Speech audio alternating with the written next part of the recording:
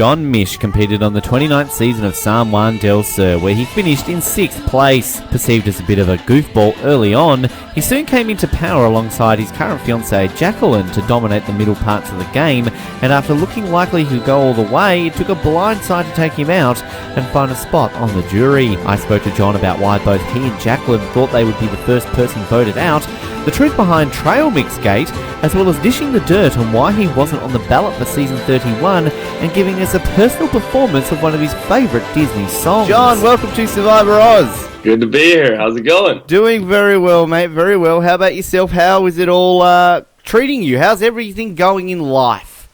Great, man. We got a little less than 3 weeks till Jacqueline and I get our wedding going on. Fantastic. So pretty pumped. Fantastic. And honeymoon after that, and then more schooling, and it's all good. Can't complain about anything. Keeping very busy, it seems. It's this time last year you were just about to be seen on our screens for the time, so it's gone by very quickly this whole period. Yeah. Yeah, no, it's crazy how quick it goes. Especially, I mean, Jeremy got back a little bit ago, and it's like, what the heck? We were just saying goodbye to him, you know, and then he gets back, and it's like, okay, it's been over 40 days. To Jacqueline and I, it's like, wow, that went so fast, and we're thinking Jeremy is probably like, that was the longest 40 days of my life. Yeah.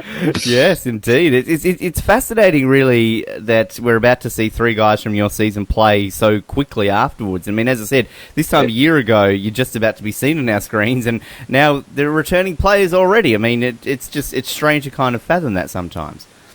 Sure. Yeah, no, it's exciting to watch them, too, because, I mean, you know, you got a little personal relationship with somebody on there. Obviously, we're going to be rooting for them and having parties and being like, yeah, go Jeremy, Keith, Kelly, get some.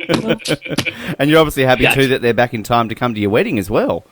Yeah, definitely. Well, Keith, unfortunately, can't make it, but Jeremy's going to be there, pretty pumped. We got a table of 10 guys from the show that are coming out, so we're pretty excited. Fantastic. Good to see that. We like to kind of see that these connections happen after the show still, John, because I know that the most recent season of Worlds Apart are all renowned for being so close with each other, but we like to hear that other seasons are still keeping that tradition going as well. No, really, it's a big family, you know, and I don't see how you can come out of it without making a bunch of real close friends. You're out there for, I mean, I was there 35 days, 36 including day 0. Mm-hmm. But if you're there that long with people 24 hours a day, you're going to make real friendships. I don't care how hard you're trying to just play the game. It's going to be real. Yes, so. Exactly. I can imagine. Now, I know when we had Jacqueline on a few months ago, we spoke a little bit about sort of you guys getting on the show and how it was initially, I believe, meant to be the Amazing Race before being put over to Survivor. I mean, were you personally a Survivor fan? Did you see much of the show before initially you got this transfer across to Survivor? Yeah, no, I'd watched a lot of the show. Stopped watching it probably... I don't know, when I hadn't watched it in a little while, but I was very familiar with Survivor. Was really excited to even have the possibility. I mean, I wasn't familiar with The Amazing Race. Right. So when Jacqueline and I were interviewing for that was like crunch time. Like, okay, we got to binge watch 10 seasons of The Amazing Race. And that was crazy. And then it all, you know, we got to the finals of The Amazing Race. They called us, and then they were like, oh, by the way, not going to work out. What about Survivor? And I was like ecstatic. Like, yes! Are you kidding me? Absolutely! And Jacqueline's looking at me like, yeah, do we want to do Survivor? Like, yes! What? You crazy? Like, yes! So, anyways, it was... I'm still very excited to have had the opportunity. It was awesome. Did you then go back and binge watch a bunch of Survivor to sort of catch up on things? Oh, definitely. Watched a bunch of seasons of Survivor. I think I watched the Blood versus Water season 3 times and took notes on everything. But it's hard too. I mean, with the editing, you know, you see. I mean, obviously you see what's happening and you get a good feel for everything. But it's so different once you're standing out there, and it's like, wow, like I actually got to get to know these people. You know, this isn't just. It is a chess game, but man, emotions are hard to play against. Is it then, we know it's very difficult then to go out there with a loved one, and I guess pre-game to try and work out what you guys are going to do, because did you go in assuming that you would be separated like they were on the first Blood vs. Water? Yeah, we actually, we were 100% sure we'd be separated, and we were 95% sure that one of us were going to be the first one voted out. They were like, I'm too tall. I'm kind of athletic. They might see me as like a threat. They usually don't do that until merge, but who knows? Like, I think I'm going to be first, babe. And she's like, no, I'm the pageant girl. They're going to write me off immediately. They're going to vote me off and say that I'm not going to help at all. I'm going to be first. So, it was just huge amounts of stress thinking that we're going to be out first before we got on the show. And, it's incredible to think that based on the early edit, Jacqueline really did appear that she would be one of the first to go. I know when we were watching it, we were each week going, well, Jacqueline's gone next week, and then we all know how it turned around. So it nearly happened. Right, and actually she thought she was going to be, not only before, but actually after the first challenge. I remember we got done doing the puzzle, I'm all excited, and I look over at her and she's got her head down. And I'm like, man, and we're not supposed to really talk to our loved one, even though they're right there. But as I'm walking by, I said, I love you, babe. And she goes, I'm gone. See you later. And I was like, what? And then she was there when we got back to the next challenge. I'm like, all right. And then I walked past her again and she goes, I'm gone. See you later. I'm like, what the heck? Will you stop playing with me? And then again after the third one too. And I was like, okay, I'm no longer believing anything that she says because she's obviously fine. But I was freaking out at camp. Does that make you kind of think that perhaps you got to throw the next challenge to be able to save her? There was a lot of talk about throwing challenges. Actually, a lot more than they showed. They showed that Drew threw a challenge, and that was actually when he got voted out, right? What they didn't really show was before that, we had all been talking. Jeremy, myself, Drew, I think Natalie, maybe Missy. We'd all been talking about the pros to losing the next challenge because we had some people that we wanted to vote out on our tribe, and we knew that the either swap or merge was going to be coming soon. So what happened, though, was Drew left for Exile Island before we had made a decision. So when we got back and we're in the challenge and he's seeing everybody doing so badly, he thought, oh, we're throwing it. All right. So he threw the challenge. But, you got to make it, it's not fun to watch somebody just like, oh, I made a mistake. You got to make it like he chose to throw the challenge, but nobody else did. So, it's fascinating to see that because, it did just seem it was like Drew's idea off the cusp when he comes back and throws it. But, with Drew, we saw you bond really early on with him. Was he sort of the first one that you really connected with? Were there others that you also connected with early on? Yeah, well, Drew was definitely the first guy that I made a connection with. I actually had a pretty good connection with Jeremy right off the bat, too, which they didn't really show a lot of. But Jeremy and I really were clicking a lot. And me, Drew, and Jeremy were all kind of like a trio, except Jeremy would distance himself from Drew. Smart. But we were having a good time. Drew and I, though, we were Beach Brothers. It was inseparable. We were like 5-year-olds out there. I can imagine how annoying it was. It seemed like a very dynamic duo, I guess you could say. And but it was. Yeah. He seemed like he must have been an interesting person to live with. I put that nicely, John. Like, he seemed like a very interesting person, Drew. He is. Yeah, I don't know.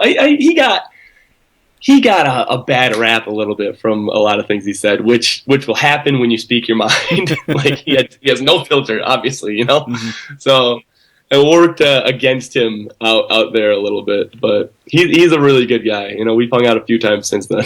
What was your thoughts of the way they kind of edited it when he was on Exile with Jacqueline a little bit? It was just... That was funny. I had words with him after that. And he was, he was cool about it. He was like, man, it was just for fun, you gotta. But anyways, it was really funny watching it, especially Jacqueline sitting there like, what the heck? He was saying that? Oh my god! Oh yes, it's amazing sometimes how they sort of they put these things out there. But the reactions. This is a reality show in itself, John. Like there's that Gogglebox or Googlebox show where they film people's reactions to watching TV shows. They should do that with the survivors. Like actually film you guys watching the episodes for the first time, going, "Hey, you said that." That's brilliant. Yes, you have no idea how often that happens. It's like that's not what happened. Or wait a minute. That's funny. There's man. an That's idea. There's an idea. We can make some money off that, John. Let's do it. Yep. Let's do it. Done. We'll pitch it. Where we go. We just made ourselves wealthy people for the future. Good job. But you're mentioning sort of saying that there were people that you wanted to vote out and that, there were the thoughts of throwing the challenges. I mean, a lot of sort of through the interviews and everything we've heard that Reed was a real potential early boot. Who were some of the other ones that on Hunapu might have faced the chopping block early had you guys lost in those first 3 challenges? On Hunapu early, we were talking about Julie, which would have been a bad vote, honestly, because, obviously she quit, which wasn't cool, but keeping her around when she isn't that great obviously has some pros because it's like, well, nobody's going to be voting for Julie here. Like, but not saying anything bad about her. She's great. But, so Julie was an early one. Obviously, Drew really wanted Kelly. I mean, beyond passionate about it. So I think Julie and Kelly were the top 2 that we talked about. But apparently, I was one. Wow. And had it not been for Drew going to exile and for everybody on Hunapu seeing, oh, hey, John calms down when he's not with Drew, apparently I was going to be the vote. And then Drew left, and they were like, "Oh, John's cool. No, we just got to get Drew out of here." And that's when the whole that saved my butt. But so was it kind of like that situation where you got the 2 kids at school who are just hyper around each other, but when you separate them, you realise, well, actually, he's quite a good boy when he's by himself. Yeah. The other person brings out the worst in him. That's exactly what it was. Wow. That's exactly. Well, thank you, Drew, for going to Exile Island and having moments with my fiance. But we'll just ignore that. But I have to obviously ask about the Flint situation, though, John. I mean, we saw this. He's got some. Actually, is that the Flint from the show? This is the Flint. Oh, right. Actually, hang on. You got to hold that up because I have to take a screenshot of that because this is. All right, here we go. I'll just see if that worked. Perfect. All right, we can put that on the website for people because literally, as I've asked that, John has picked up the Flint. How did you lose it in the first place and found it, and so you've got it a year later talking to us here at Survivor Oz? This is what happened. Okay. So the first day we're there, we're focused on making the shelter and making fire, right? So Drew and I, which Drew very humbly took all of the credit for, Drew and I were making the shelter, and we did the whole shelter by ourselves, and then Reed, Kelly, I think Natalie maybe were working on the fire. And so Drew and I get done with the shelter. It's been like 3-4 hours, and this fire has still not been started. So this was the first day. I'm trying to be very careful. I don't want to step on toes. I don't want to be over there and be like, hey, let me do it. So I walk over, and I was like, hey, guys, do you need help starting the fire? Like, I'm pretty good with the flint. They're like, oh, yeah, please, thanks. So I get over there. On my first strike, I spark a fire, and I put the flint right next to the fire pit, and I start blowing on it, and then they swarm it, push me off, and they're like, thank you, we got it now. So I just walked away. And I put the flint next to the fire. I figured maybe they'd see it, walked away, it's cool. Like a few hours later, it's like nighttime, it's dark, everybody's going, where's the flint? Who had it last? Oh, well, John sparked the fire. God, yeah, I guess I did. I thought I put it next to the fire. We're looking for hours, can't find it. So we get a new flint, and then that night, obviously, Natalie is sitting by the fire and goes, oh, the flint! It's right here! You kidding me? Yeah, I didn't lose it. It's right there. Where did I put it? So what do you turn around to them and say when Natalie finds it? Are you like, guys, come on, you didn't look hard enough? Before that, I was 100% sure that this was the end of me. You know, I'm getting voted out, so I'm pleading with Jeremy. Jeremy had a good relationship with the girls, probably better than anyone else. I'm going, please, please, please, please talk to them. Make sure this isn't a huge deal. Like, I gotta find it. I know I will. All this. So he's like, I got you. Don't worry about it. And when we found it, I just kind of was like, thank God we found it. Dropped it. Pretended like it didn't happen. Fantastic. Was there more of a reaction from Jeff when it was brought up about the whole Flint situation? When we saw Jeff's reaction was shocked enough, but was there more that we didn't get to see? He was mad. Looking back, I can't remember exactly what they showed, but I remember him saying how we're trying to take advantage of him and all this, and this isn't like, I don't know, basically that we're just ridiculous for doing that. And like, you're asking for handouts and this and this and this, and all of Hunapu told Drew, don't ask. Like, we're not asking for it. And then he was like, I gotta be the bigger person, and I gotta be a leader, and I gotta do this for the tribe. Can we get another Flint? Man, what do you just stop? Anyways, had Drew ever seen Survivor, John? It didn't seem like he had. Yeah, I'm pretty sure Drew had seen Survivor before. Right, okay. Just needed to check with that one because, sometimes it may not have seen it. I hope he had. Yes. But it's fascinating with the whole Jeff situation because, there was a lot of kind of negotiating going on in your season, and I think the way they kind of edited Jeff, it was like he was quite calm about it. But, I could always imagine that Jeff would just be going, what the fuck are you doing? Oh yeah, he wasn't happy. He especially wasn't happy about the rice, which I guess was. I mean, I was on the tribe that ate the rice, so that was more my fault. And then I swapped the day before, or the day that it happened. I swapped to Coyopa, and then he went over to Hunapu and was like, "Well, you ate all of it. Well, I'm taking everything." So I'm just kind of sitting pretty, like, cool, it's all good.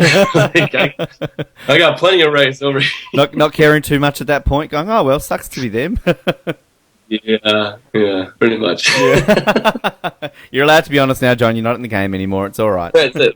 That's how it happened. Now, when the switch comes about, and obviously you finally get to play with Jacqueline, I mean, this is when we really get to see you two becoming this force that would, I guess, take control for a large portion of the remainder of the game. I mean, when you first get that chance to sit down, you've caught up a little bit, and you can just take a breather and work out what you're going to do next. I mean, what's that conversation? What are you two kind of working out how to move forward at that point?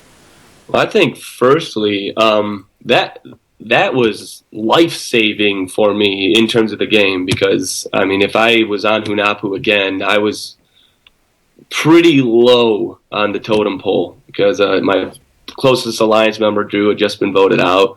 I wasn't sure where I was with Jeremy, all this. So our first conversation was basically, love you, great to see you, holy crap, we were both really close to being voted out right there. After that, really what we started talking about was, we obviously need to talk to the other couples that are with us. So we had Baylor and Missy, and we also had Kelly and Dale. Mm-hmm. So first we started talking to Kelly and Dale. They were in the shelter with us.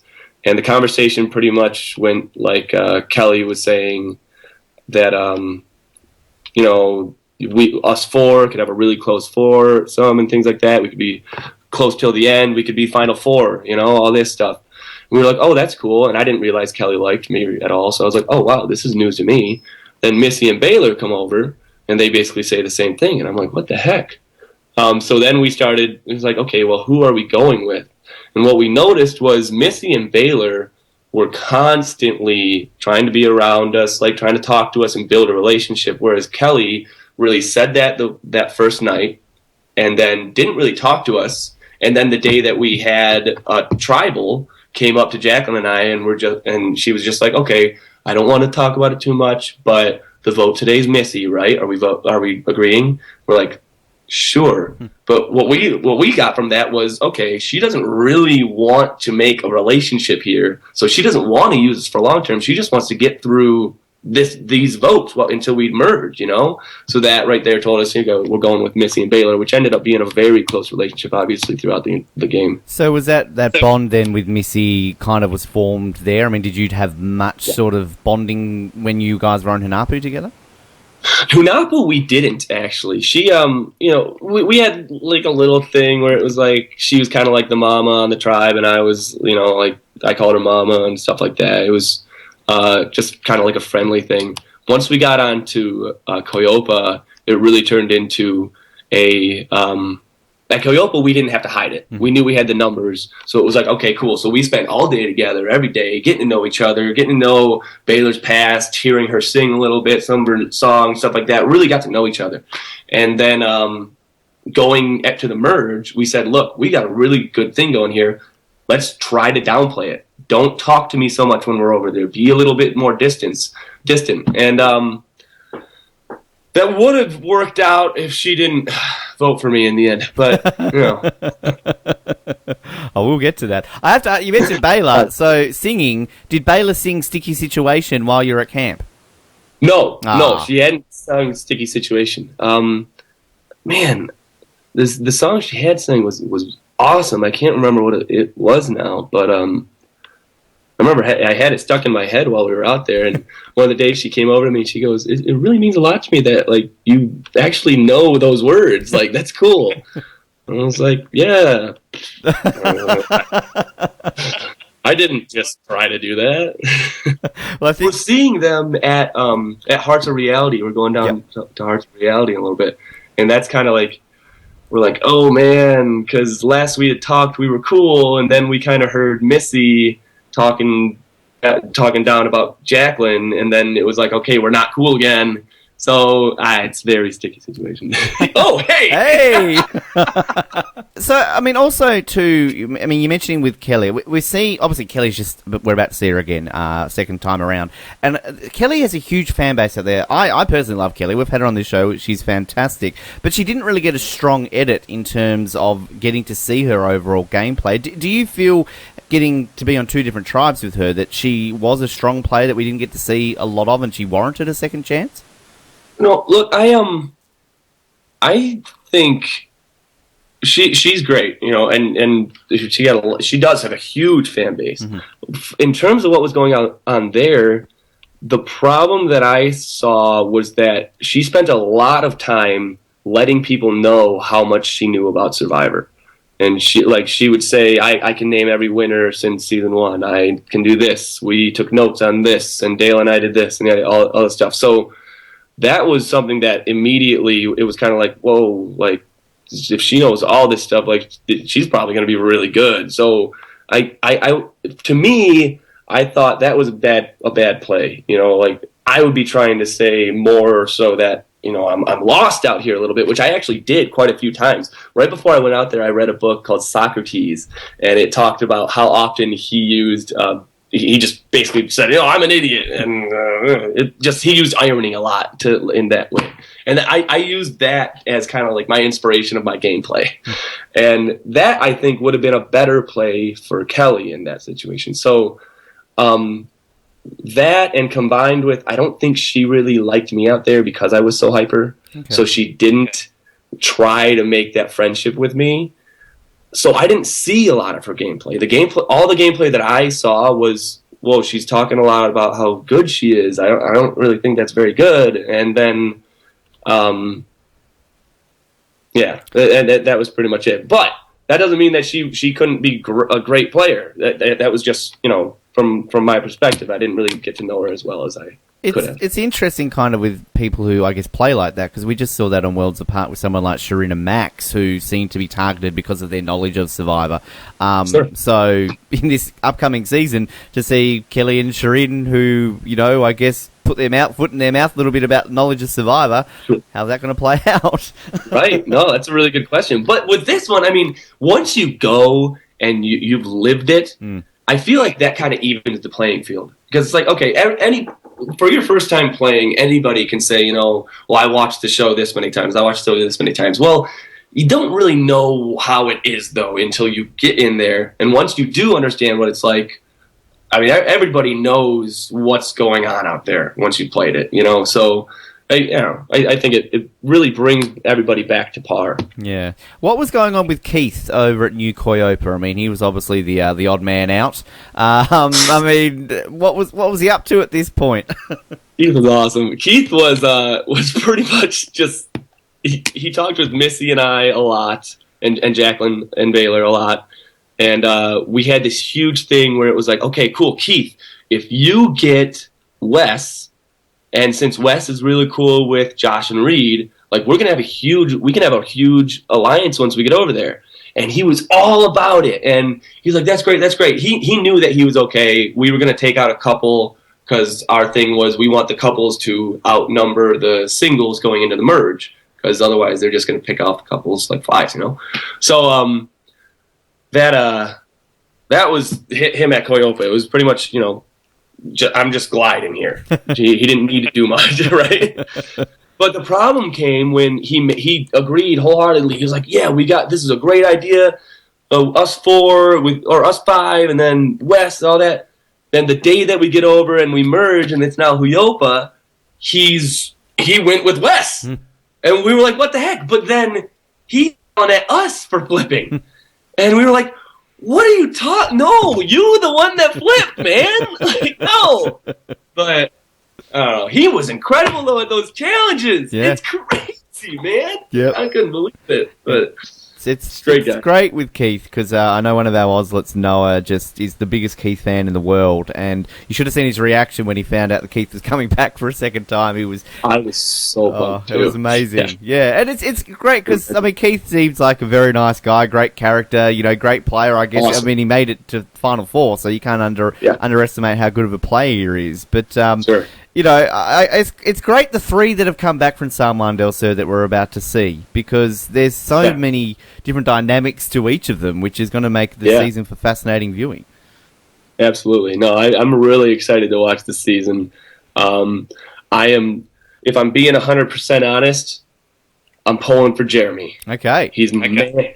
He's my man's. We've been over there, seen him in Boston. I spent my birthday over there, and he's the man. He's got a new baby boy. Yes. Expect a new baby boy. Man. Brilliant. It's all happening. Right. And I'm also kind of sore because I blindsided him. So I hope Well, yes, that too. But I mean, before I want to ask about that, because I know we talked about in our the exit interview with you. We talked a little bit about that whole situation. But just before that, trail mix gate, the whole situation with Julie going through the bag, everything along those lines. Similar to question what I asked before with Jeff. Was there more of a reaction that we actually got to see on screen of how that all happened? Yeah, we were shocked. Not just like Jacqueline and I mean, like we have a huge text group that still goes like nonstop. And during the season, there was about 12 or 14 of us on it. And when that scandal was shown, everybody was lighting up like, wow, she got it off easy. Like, man, they must be trying to get, we said they must be trying to get John Rocker back, because they're trying to go easy on him and Julie, because both of them got the best edits that they could have possibly had, right. Which was shocking because they could have shown a lot of drama with John Rocker, and especially with the trail mix situation. What they kind of portrayed it as was that Julie, everybody kind of had their own rations from the merge feast, and Julie was just smarter about it, so she hadn't eaten it all, and so she was going to share it with whoever she felt with. That would have been fine. What actually happened was we brought all the food back from the merge feast, and we had like a pantry that we made. And we said, hey, if anybody ever wants food from here, like ask and we'll eat together. Like, all right, cool. And what we found out was when she was leaving the merge feast, and I specifically said, hey, don't forget the trail mix. She took the trail mix and dumped it in her bag. And just pretended like nobody remembered that. So she just pretended like she actually said, people were like, where's the trail mix? And she goes, I think we ate it out there. We ate all of it. I was like, I swear I told somebody to dump it in their bag. I swear. So one day she's laying out on a log that's like, if this is camp, this is the fire, this is the log over here. and she's on top of it with her head facing that way, so away from us. And we see her arm going. Oh, wow. And we're like, she's eating something, guys. And we lost it. So Alec was constantly, every time she's around, man, I really wish we had that trail mix. Man, I really wish we had that. And then he slowly started to see Julie started to pick up on it. And then all of a sudden, she walked away. And I was like, okay, this is my chance. Her bag's here. I'm checking if it's in there. And I go in there, and I have this huge handful of trail mix. And everybody's going, what? She had it? What the heck? So I'm sharing it with everybody. And we ended up eating it all. But what they showed it as was I was this huge villain stealing stuff from Julie. But she stole it. I was like Robin Hood. I was Robin Hood. She stole from the poor, and she took it for herself. I took it from the rich and gave it to everybody. So right after that happened, we didn't see her for a few hours, and we were like, what's going on? And it turned out that she was quitting. So I personally thought that, maybe that's why she quit, was because she didn't she felt bad about it. But apparently what it was just, it was too hard on her, and she was missing John, things like that. But anyways, Julie and I have patched all that up, by the way. Good. Julie's cool. We talked about it. She's an awesome girl.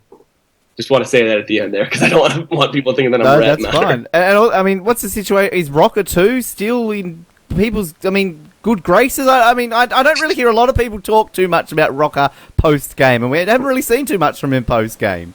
Okay. The John Rocker, to me, since I played college football, I could say John Rocker is like the epitome of the locker room guy. Mm-hmm. It's inappropriate a lot, and it's loud and huge gestures, and the problem is most people, when they leave the locker room, say, okay, time to be an outstanding member in society. It's I can't say things like that. John Rocker says, screw that. I'm saying what's on my mind. And it's hilarious, but at the same time, it's like a lot of times he says things, it's like, okay, those are things you can't say, John. And people know what I'm talking about. Yeah. But so that's John Rocker for you. That's in a nutshell. John Rocker, yes, indeed. His edit was interesting. I guess we saw the whole blow up with Natalie and all that, but I think people. No. I actually heard that they hang out a lot, and I've seen pictures on social media. I think Natalie posting that with Nadia, just them hanging out, which is a strange combination considering what we saw on screen, but okay. Yeah. More power to you. Yeah, so how it all happens. Now, I'm obviously at this point in the merge too. You're mentioning about taking out Jeremy, but you and Jacqueline, just all of a sudden, you're in the middle every week, and no matter where you were, it was the middle. And Julie quits, but before Julie quits, it really seemed at that point that you were with Josh and Reed. You're about to take out Jeremy. As I said, we just spoke to Josh the other week, and he said basically that's how it was. So Julie doesn't quit. Jeremy's gone at that point? Yeah, absolutely, 110%. I actually I caught a lot of hell from the way that I handled that, but in that time, so many things changed. It was crazy. Like going into that vote, I knew I wanted to get Jeremy out. I said, he's going to be too strong of a player. If I don't get him early, he's going to have way too big of a following. And he's an athletic guy. Like he should have done pretty well in the future in challenges. So I thought I got to get him out early. So I go over to them. I said, okay, Misty and Baylor are really close with me. They're going to forgive me for this. Like I'm going one vote. I'm going to get Jeremy out right now. Jacqueline's calling me. I'm going to get Jeremy. You can answer it if you want to. She's okay. I'll tell her. I'll tell her in a second. So I'm going to get Jeremy out this time. Right then, obviously, I gave my word to Wes. That's why I got a lot of hell out of it, because I said, you have my word. I'm voting with you guys tonight. And then Julie quits, and I'm like, man, I just wanted to get this over with because I really liked Jeremy. I did not want to vote him out. So I was like, man, I got to live with this on my chest this whole time. And then I go to exile. I'm pretty sure that's when that happened. Yeah, and I ended up finding an immunity idol.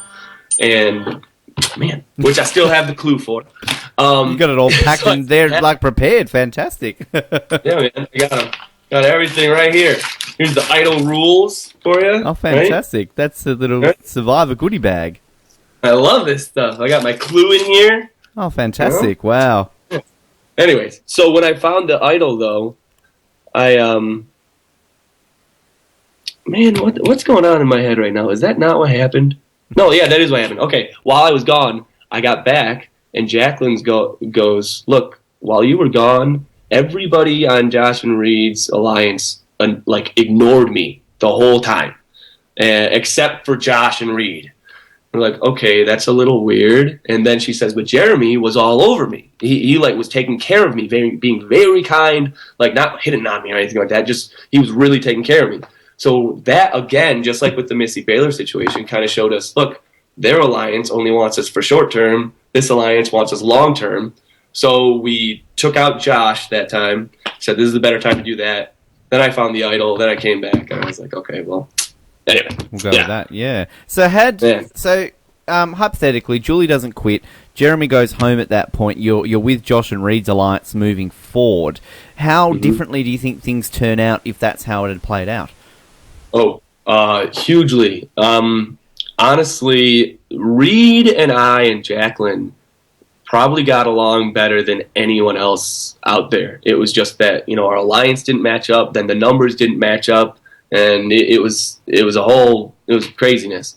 If we would have gone with that alliance and solidified that friendship earlier in the game, had they not tried to vote us out next, I think that the final three would have looked something closer. Not saying that this is what it would have been, but I think Josh or Reed and maybe Jacqueline and I, or just Jacqueline, would have been in there, something like that.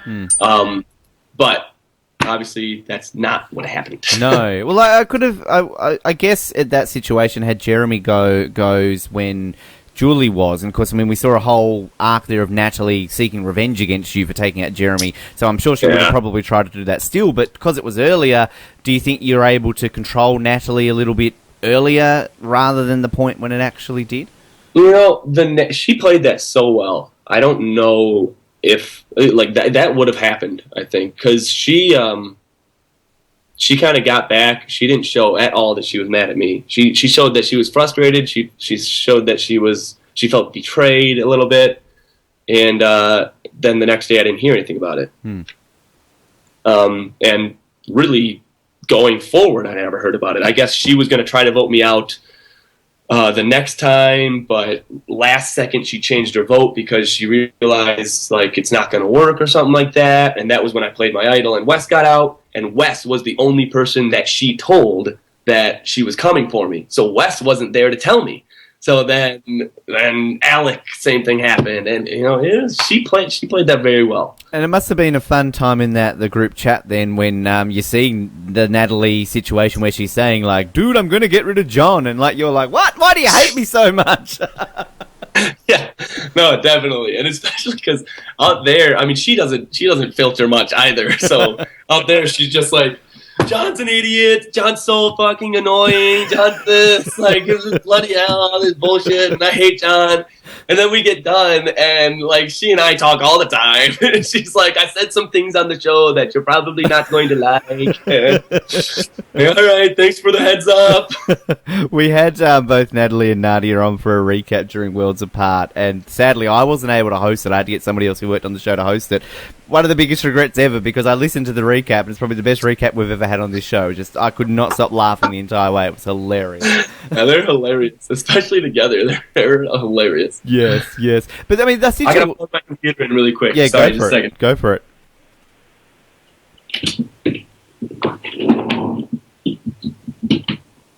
All right, good to go. You're right. The situation where you're just mentioning where you play your idol, Natalie turns to you and says the dude play your idol line. Was that purely you playing your idol down to her saying that, or were you going to play it anyway? No, okay. That was a lot more complicated than they show. My theory here is that up until that point, I was like the guy that was really making the moves at that point, right? And I think at that point, that was when they saw an opportunity to start building the case for Natalie, which needed to have, like, she was doing things, but this was with, like, you can't have, there's two people that are, it just got complicated. So that was when they chose, this is when we're going to start building her case. So what they chose to do was make me look like the oblivious one in that situation, which I'm still very frustrated about. But they didn't show going into that, because what we were going to do is trust Reed and Alec to vote with us to vote Josh out. They didn't show me right before the tribal talking to Missy and Jacqueline and somebody else. I don't remember who exactly, but I remember the tree we were standing at. I remember everything about this situation. I remember telling them, look, this is crazy. Like, they have no reason to vote with us. They're going to vote one of their alliance members out. Now they're like, if they get this vote, then they'll be even with us, and it'll be a fight. If they vote one of their alliance members out, they're, like, sentencing themselves to death. Like, this is not going to happen. We can't trust them. And Missy looked at me and said, look, like, I think we just need to trust them here. Natalie says that this is what we need to do. And I was like, okay, I guess that's what we're doing. And then that was when I went over and I sat down with Alec and Reed, and they showed this. I said, look, this is when we build the trust. Like, if you guys do this right now, and that was the name of the episode, this is where we build trust. And I said, if you guys do this right now, I promise you, you have me for the long haul. If we can trust you here, I will trust you 100%. And so going into that tribal, though, I was very uneasy. I was extremely uneasy.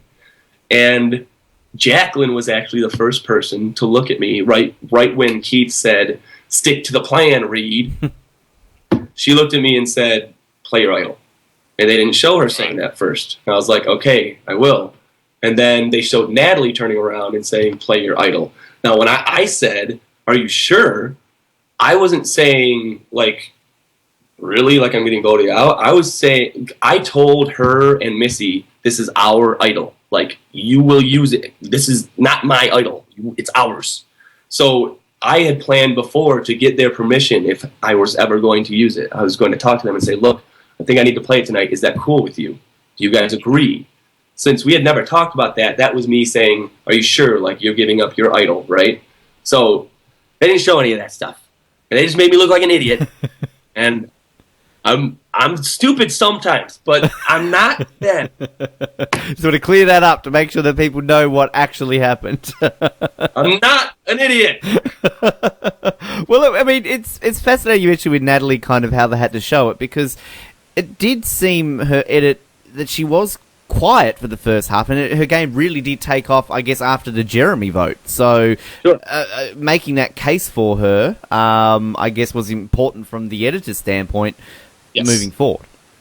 Definitely. Well, I mean, that's how it happened, and they had, at some point, you got to say, wow, like, this is, she's starting to make moves. You can't just say, okay, well, John. Like, you got to start showing her play, right? And that was a huge point where it's like, okay, we can show here that she deserves to win over John, right? Like it looks like John's oblivious and she knows what's going on. Let's show that. So that's my theory from an editing standpoint why they chose to do that. Well, it was, I mean, the amazing thing about your season is that we had those two votes in a row. Josh goes, Jeremy goes. Like, the two people at that point, everybody was saying one of those two is going to win. Josh goes, right. Well, clearly Jeremy's going to win. Next week, Jeremy goes, well, who the fuck's going to win? Then I think it kind of turned into, well, John's going to win. And then we nearly had the three J's go, basically, week after week after week.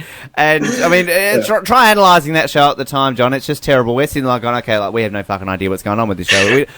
Bloody, Alec's going to win this game. Who knows? Who knows?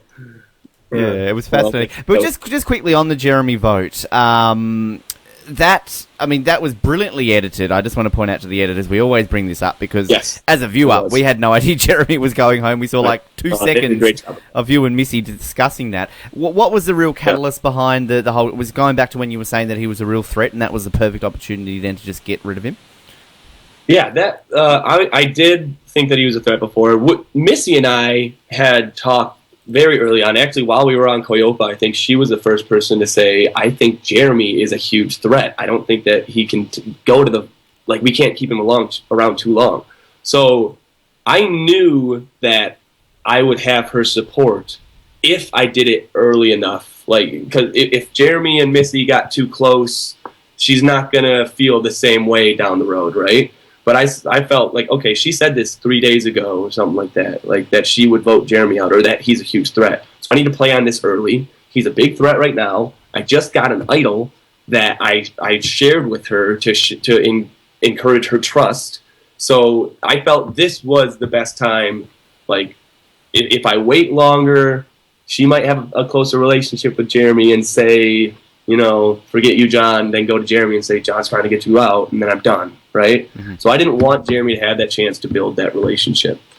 And also wanted to do it close enough to the time where she had told me he was a threat. So I kind of, when I told her that's what I said too. I just reminded her, remember when you said that Jeremy was a big threat? She said, yeah. I said, okay, I found an idol. She was like, oh my gosh, have you told anyone? I said, no, you're the only one. I'm not going to tell anyone else. And then I said, I would like to get Jeremy either this one or next time. And she was like, okay, let's do it this time. And I was like, okay, cool. Simple. So, yeah. Yep. Well, sounds simple, I guess, but never quite that simple. But yeah. And how's Jeremy's reaction then when that episode's out? Because I mean, I can imagine that Jeremy still, lived with a bit of disappointment after the season. Yeah, I don't remember. I remember when they showed it. I still felt really bad, and I think I actually messaged him and was like, "Man, I still feel bad about this," or something like that. And he said, you need to own it, or something like that. And that was something that he was most angry at me about, because when he came into Tribal, the first Tribal after he was voted out, he came in with the Jerry. What the heck is going on in my head? It's been over a year, John. It's all right. Sorry, I gotta stay off the pills or something. So when he came in on the Jerry, I looked at him for 1 second, and he just looked pissed. And then I just avoided eye contact with him until I got voted out. And he said, you need to own that, man. If you would have stared me down, I would have respected that a lot more. But instead he was like... But that's the reason. I don't know if I think I'm all right to say it. Pretty sure I am. But when I was visiting Jeremy for my birthday this year, on March 29th, I was down there. He told us, like, guys, I got called back.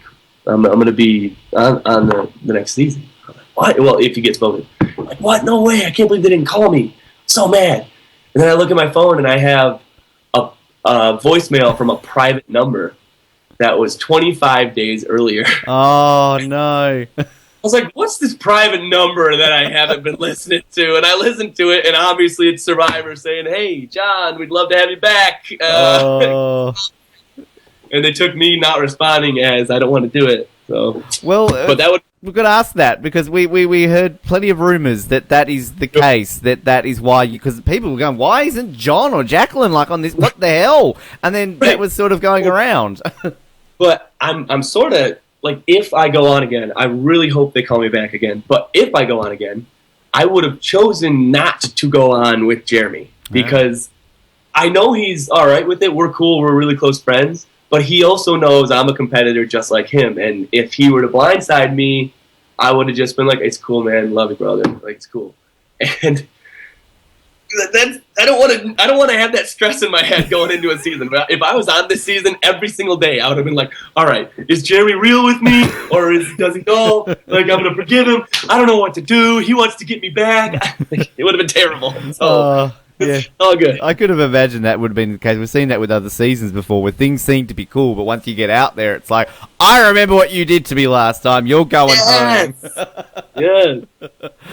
Did you actually call back CBS to say, shit, sorry, I did want to come, but I've only just checked 100%. My phone?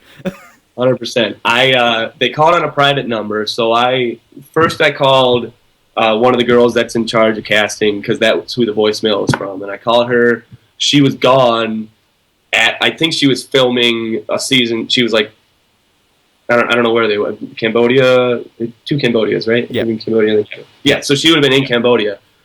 So she didn't respond, obviously. So then I called another girl, and it went to voicemail. And then I called the head casting director, and that went to voicemail, and then I talked to somebody else, and they were like, "Okay, well, it's Saturday," and I was like, "Oh my gosh, I didn't even realize what day it was." Like, or Sunday, sorry. So, maybe tomorrow, like, I'll talk to somebody for you. And then I get a call back. I'm in the airport, and it's the head casting director, and she's like, "I'm glad you called because we know that you're still interested, but the cast is already filled. Maybe next time." And that was it. So, but they know I still want to be on it. That's good. I was going to say, as long as they know, like, you just didn't ignore it completely. Survivor? Why would I want to do that again? Do you think you would have been with a good shot of being voted back on? I don't know. I don't want to say yes because I feel like that would be too cocky. But I do feel like I don't know. I stepped on a lot of people's toes when I blindsided Jeremy. People hated that. So part of me kind of feels like maybe not, but the other part of me feels like I was kind of like goofy enough that I had a good amount of people that liked me. I mean, I voted pretty high on the best looking Survivor. I took second. I'll take it. That's very high. So, Jacqueline won. I mean, you're like the hottest couple in Survivor. So come on. I'm making blush here.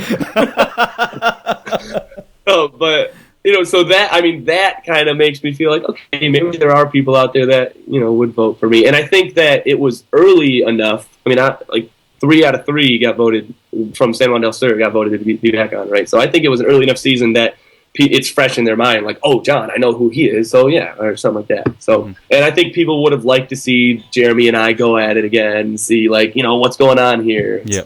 If Wu can get voted back on, I think you're a shoo-in, John. Right, there you go. Hello, Wu. We do love you. Now love you. I have to ask. The fight. You and Jacqueline, the fight. We talked to Jacqueline about this. She refuses to talk to you, and you couldn't really change the vote up.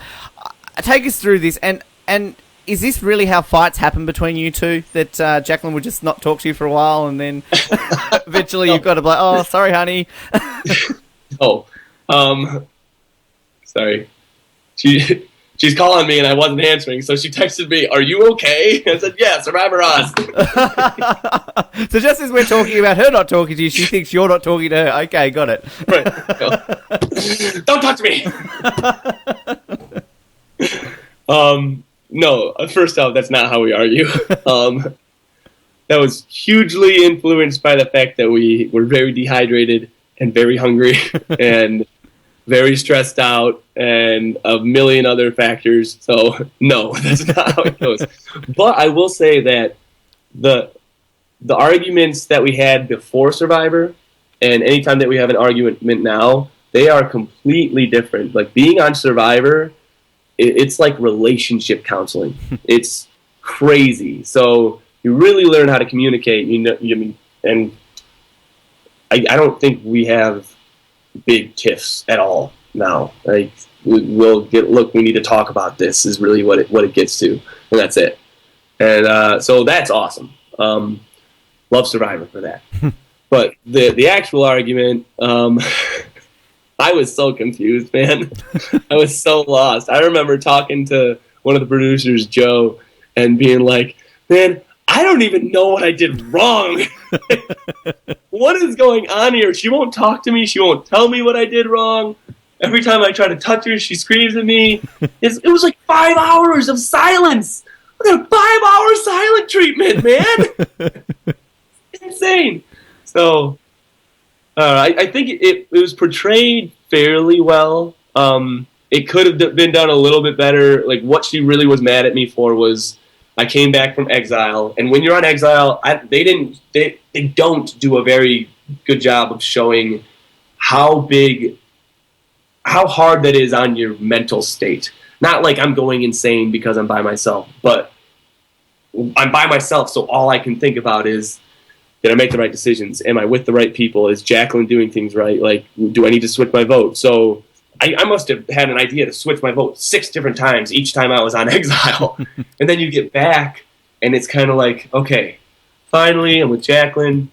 She can sit me down, just update me, like, lightly. It's going to be nothing new. It's cool.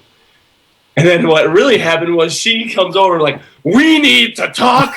So much stuff happened while you were gone. And I was like, okay, just give me a little bit. Like, just wait. And really what she took that as was, or the way I said it was just stop or something like that, because she was going at it really too fast. And I just said, just stop. And she thought I just didn't want her help. Right. And she was livid at that, especially because before going on the show, we had made a point, we made this point that we were like, okay, we know you're a pageant girl. We don't want them to be able to cast you as the pageant girl who doesn't do anything, right? So we want you to have a voice in this game. And this was her time, updating me, having a voice, telling me this is when we're going to switch a vote, stuff like that. And me cutting her off, she was like, what are you doing? Like, in her head, she was thinking, John's an asshole. He doesn't want my help. He's making me look like an idiot, all these things, So it was very warranted, but... I think one of the best moments of the entire season came from that, though, is when Reed approached her to sort of get an update, and Jacqueline basically, Reed's like, this is my game on the line, and Jacqueline's basically like, well, too bad. Well, John won't talk to me, so bye. Oh, it was hilarious, and just the look on Reed's face is just like, okay. And she didn't know this until, like, long after we were back. I think maybe when the argument episode was shown, but I legitimately wanted to talk to her about the possibility of keeping Reed in the game and making a huge move right there. And had we not had that argument, it's very possible that Reed would have stayed a lot longer, maybe made it to the final three, who knows. But so yeah, that argument really, it's so real, which is why it was awesome to show, because that argument really could have changed so many things in the game. Are you guys cringing when it airs, or are you still fighting at that point? Is Jacqueline like going, I was right that whole time? No, she actually right away was like, we remembered exactly what happened as it was showing, and she was like, okay, yeah, I was wrong. I'm sorry about it. Closure. That's closure. Right. That's it right there. So, and I was like, oh, thank God. Like, she's not crazy. She knows. That's the one time you record it, John, because that's the one time you've got it that she's admitted that she was wrong. And as everyone in a relationship knows, the men got to take that as a small win sometimes when their partner admits that they're wrong. You're like, yes, that's a small win.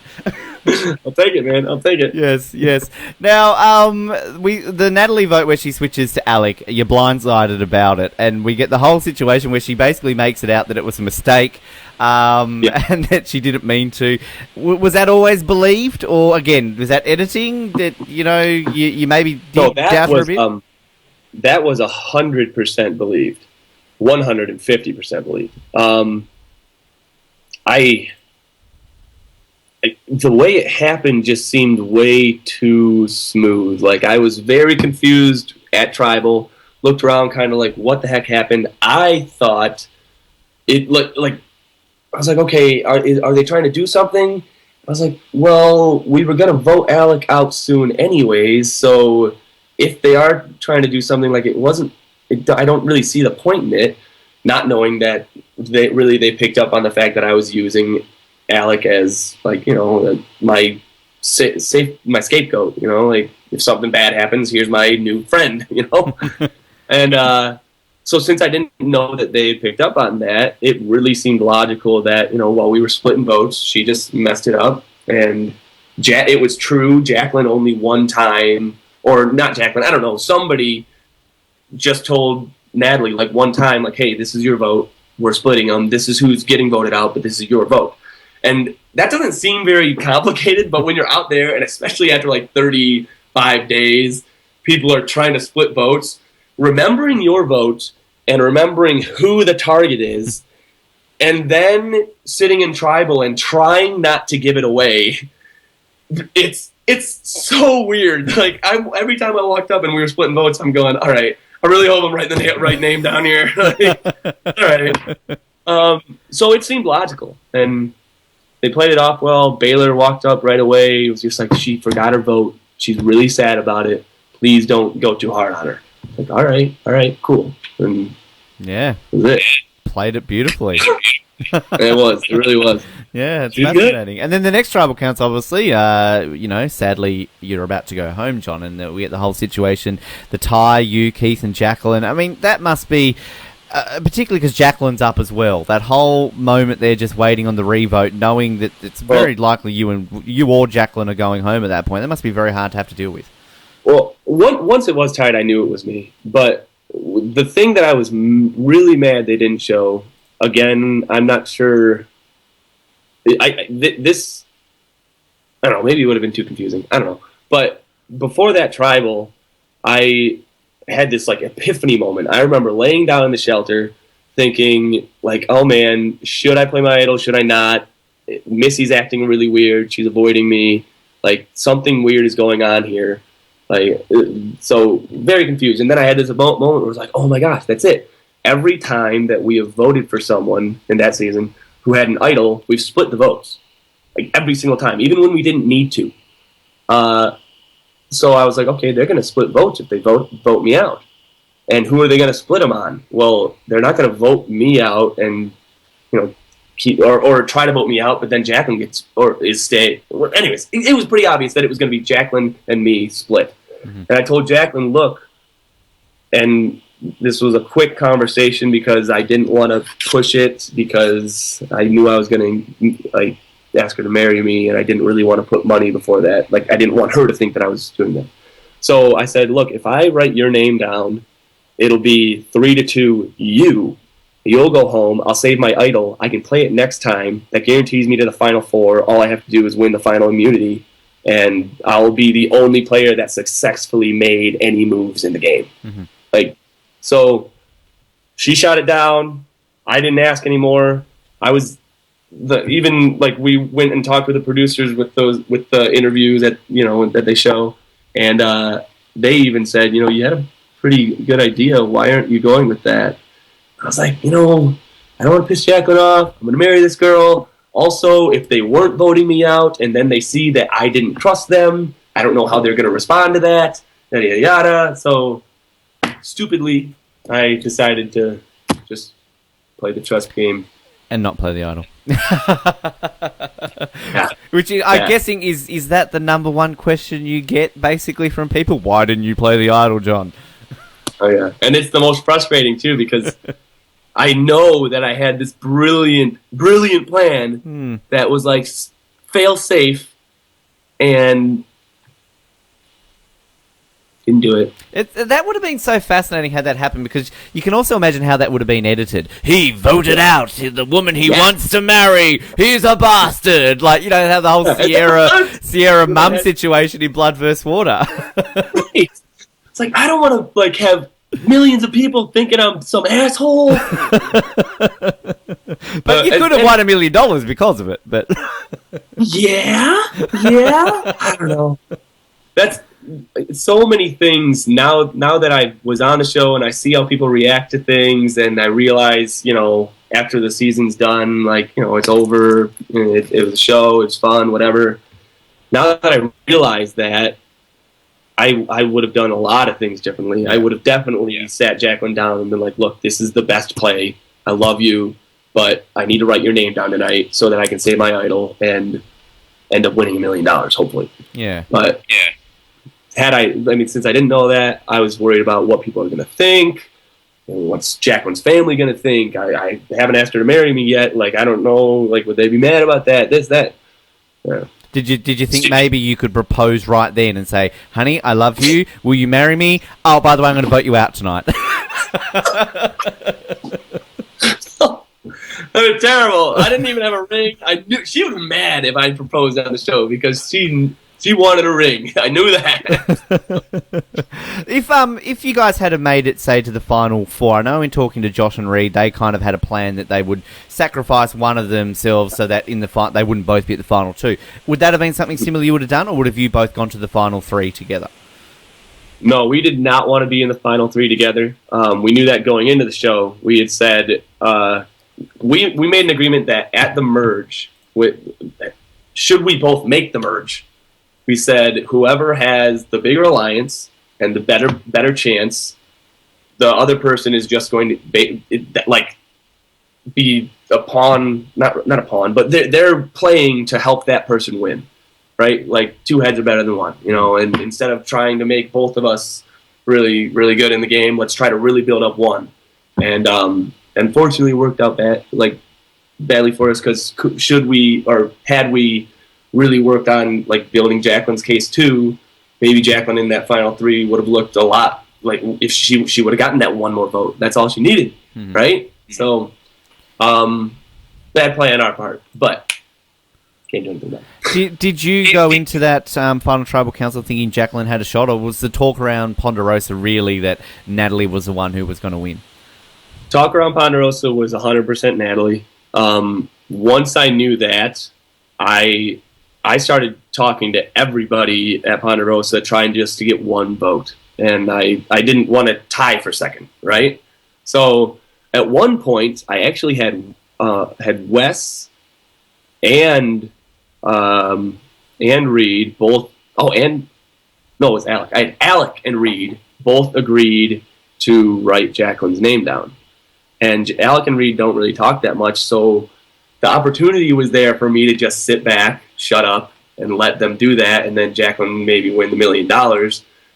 Again, something that I just didn't feel right doing, because that would have been stealing it from Natalie. It would be terrible. Anyways, and it's kind of like, how do they explain this? Like, show some Ponderosa clips. John was really working hard on trying to get Jacqueline a vote.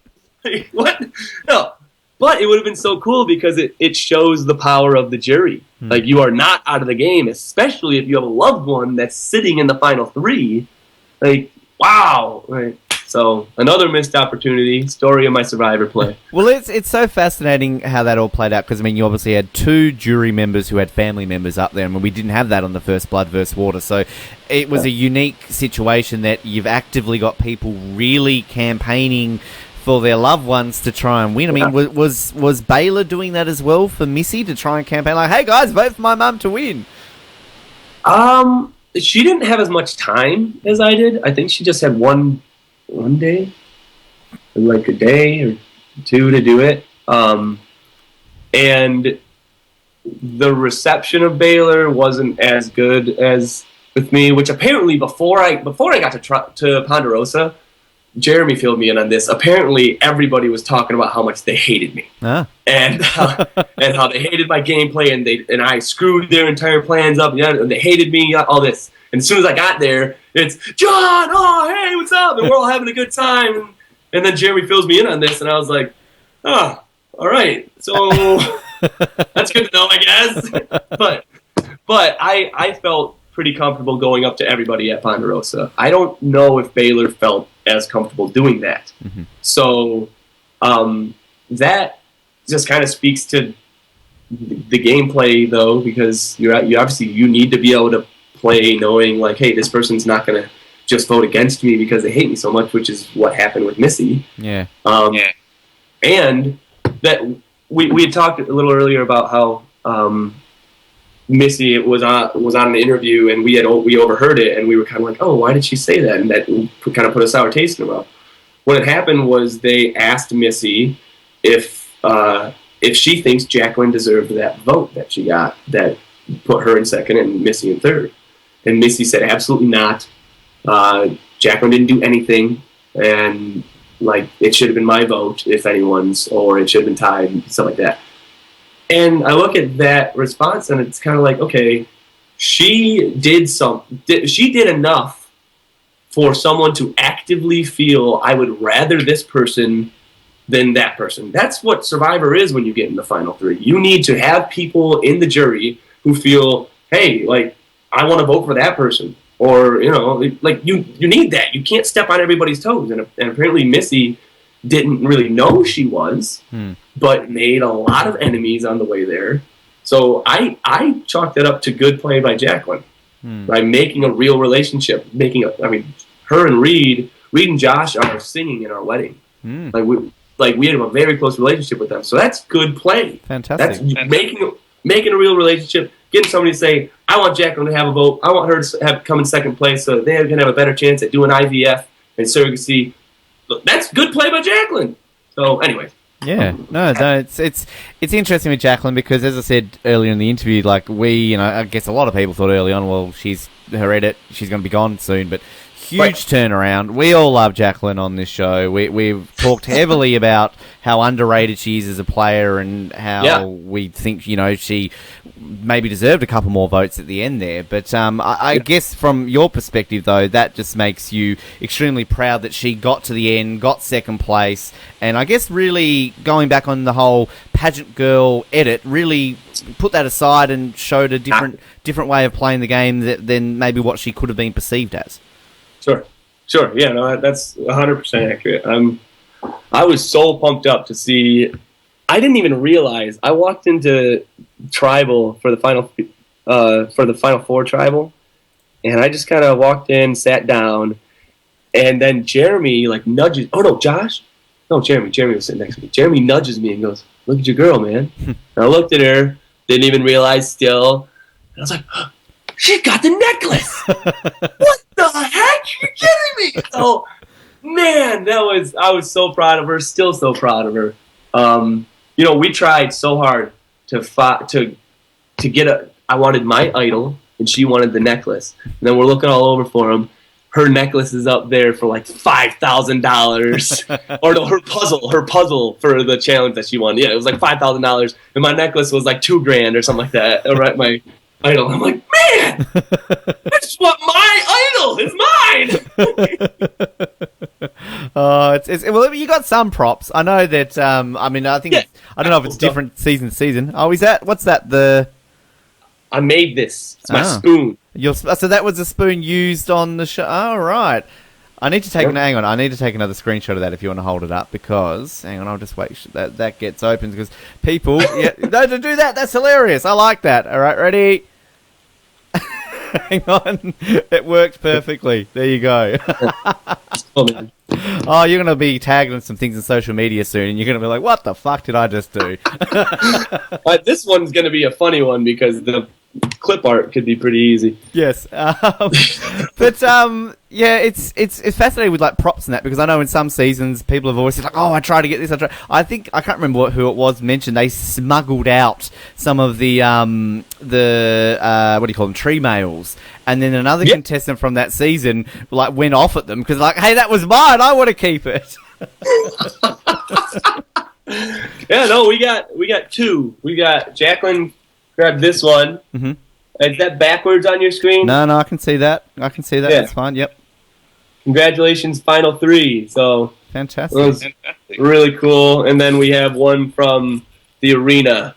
Time to go to arena for your next reward challenge. It's another showdown reward for one, exile for the other. Blood versus water. Dun dun dun. And this was the tree mail for every single Exile Island. Every time we were going to Exile Island, it would be this one. So by I don't know. By the later ones, every time we were reading it, we were like, time to go to the arena for the next reward challenge. They're like, you have to read it.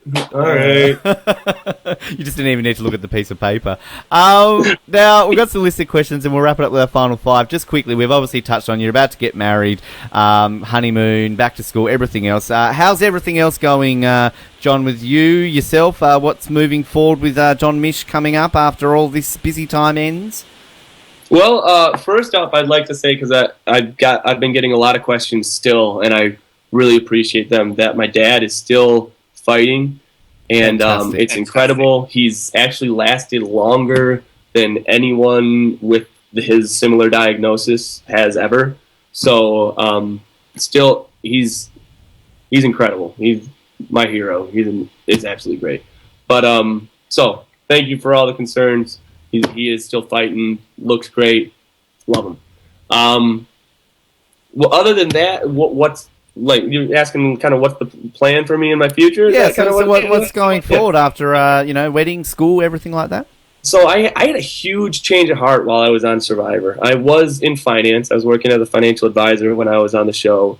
And once I got back, I looked. My dad. This might be unknown, but my dad is one of the biggest names in dentistry. He pretty much invented the dental implant. Right. And so in terms of implant dentistry, if you say Carl Misch to a dentist, a parent I don't know how on the other side of the world, maybe not, I don't know. But apparently, like, people are like, wow, like, your dad's Carl Misch. I get that. If I talk to a dentist, I'll be like, Misch, is your dad Carl Misch?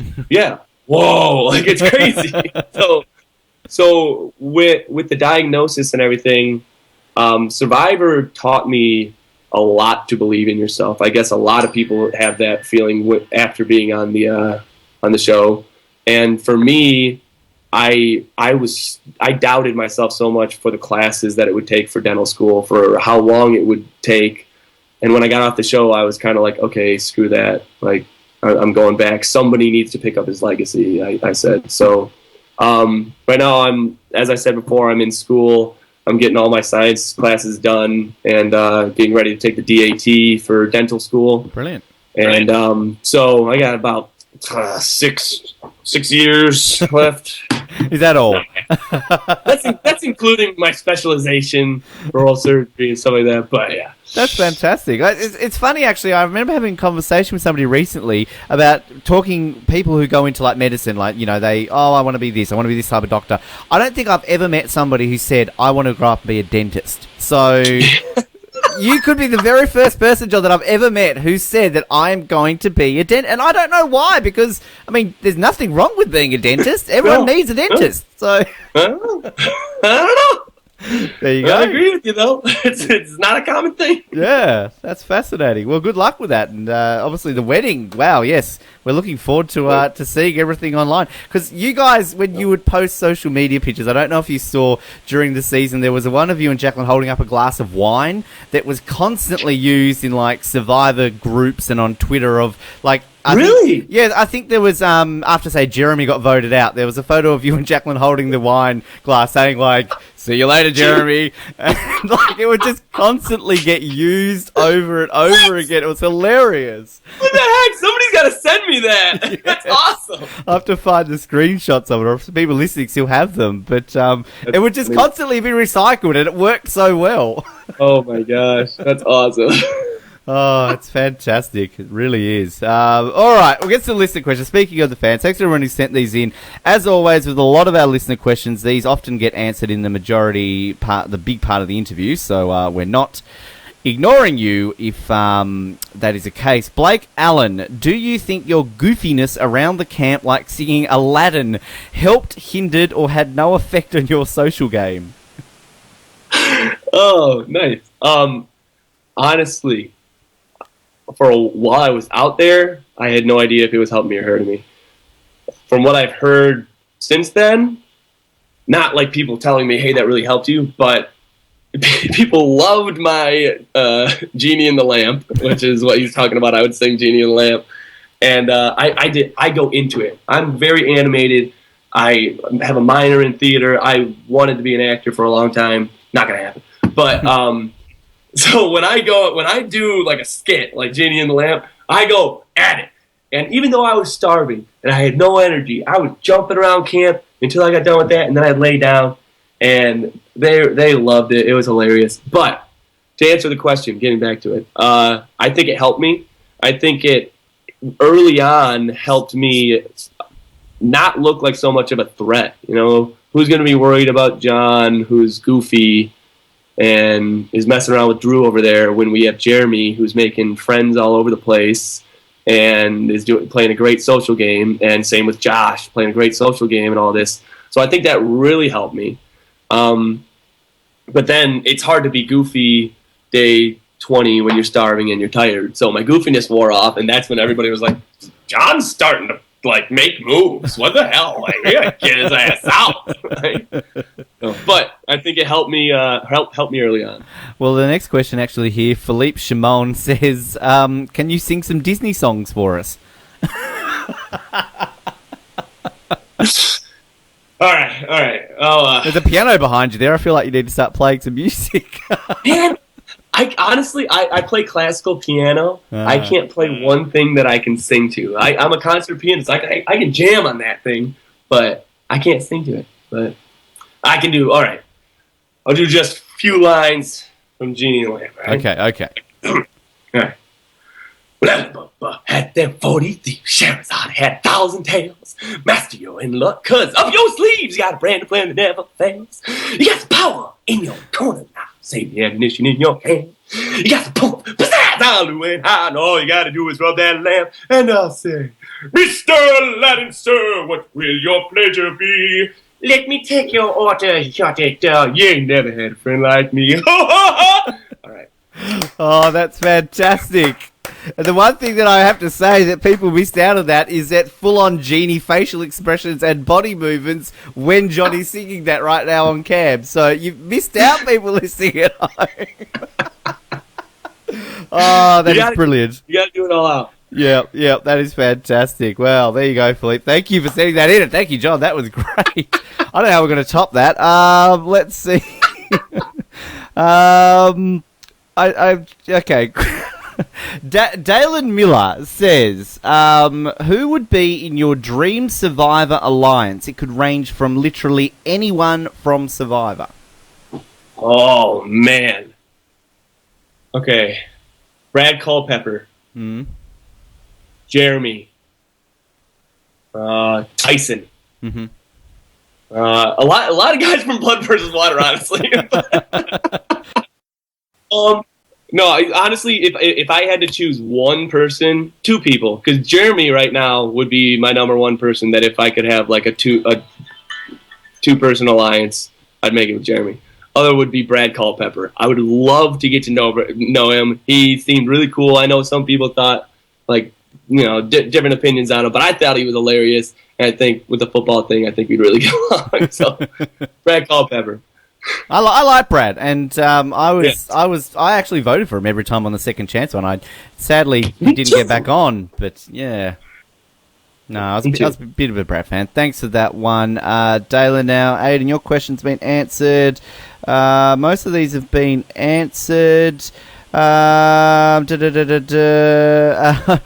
actually want to say this. Ann Curtis, Ann's a big fan of yours, and I mean her question has been answered, but I feel like giving Ann a shout out with you, because she actually sent me a few messages saying, "Where's the John interview? What's happening with the John interview?" So, nice. I like Ann. Shout out to Ann. There you go, Ann. All right, Noah Groves, one of our Oslets. Was it ever in doubt that Natalie might turn on you, or was the 5-person alliance really that strong that it didn't even pass your mind?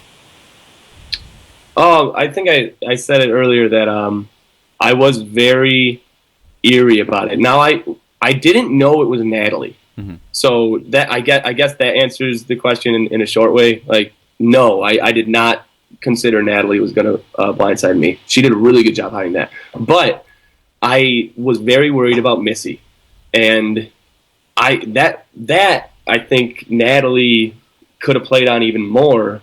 That, I must have asked Natalie 3 or 4 times, do you think Missy is cool? Like, can we trust Missy? And not the person that I should have been doubting, because Missy had a really hard time voting for me. But Natalie was very good at earning my trust.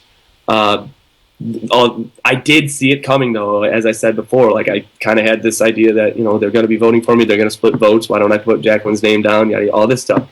So I wasn't as oblivious to it as the show showed, but Natalie, no, not on my radar. Okay, there you go. Okay. Thanks, Noah. And yeah, to everybody else, pretty much the majority of these questions have been answered, so we won't go over those. Thanks to everyone who sent those in, and for enabling us to hear John sing Disney. All right, John, we wrap it up with 5 survivor-based questions, quick-fire, opinion-based ones, where there's no right or wrong answer, just whatever comes to your mind. First question: what are 3 things you learnt about Jeff Probst during your time on Survivor? Things I already knew. One of them, he loves the color blue. I learned that his wedding ring is like tribal, kind of. So I don't know if that. I feel like that's probably Survivor influenced, but there's a tribal wedding ring, so that was kind of cool. I also learned that off camera he is hilarious. During the challenge where the one where we were standing up and I was the first one off and I stepped down for candy. Yeah, that one. The funniest challenge in the history of Survivor, we have basically declared, by the way. Just that was fantastic, that challenge. yeah, it was awesome. Loved it. So I'm sitting on the side, and after like the first hour, he's coming over and he's like, "All right, tell me something good. Like, I'm so bored." And we just go back and forth. He's a hilarious guy. So one of the three. Yes, fantastic. Well, of course, we got the lovely interaction then with Wes and the Nuggets and the 2.5 Men, and the clip. We use the clip of you a lot when you bite into the candy and you're like, "Oh, sugar!" Just the way that was edited, fantastic. All right, question number 2, John. What is your favourite season and least favourite season of Survivor? Least favorite season, I would say Nicaragua. Okay. I don't know. I didn't really get into the characters too much. Nothing against him because I don't know him as a person, but Russell was not my favorite. I don't know. I think that was season 20. If I'm Russell was on. Redemption Island was filmed in Nicaragua, so Russell was on that one. Yeah, yep, that one. Yep. Okay, got it. Okay, there you go. Russell in Nicaragua. Yep. So that's my least favorite. I would have to say the First Blood versus Water. I loved it. I just thought it was a huge kind of wrench in the accepted version of what is Survivor. You know, I thought that was really cool. Beautiful. Question number 3. This will be the easiest one you get all interview, because if you don't answer somebody, then I think the wedding will be off in 3 weeks. Who to you is the sexiest ever contestant in the history of Survivor? Jacqueline Schultz, soon to be Jacqueline Misch. So hot. I don't know if she answered you, John, during our interview. I'll have to go back and listen to the tape. Oh, great. I thought. I think she might have said Keith. Anyway, question number... I knew it. Just kidding. Question number 4. Who to you is the greatest player never to have won? Me. Yep, that's a fine answer. Here we go. Done. Yeah. Locked in. Yeah. Question number 5. Who is your least favourite winner?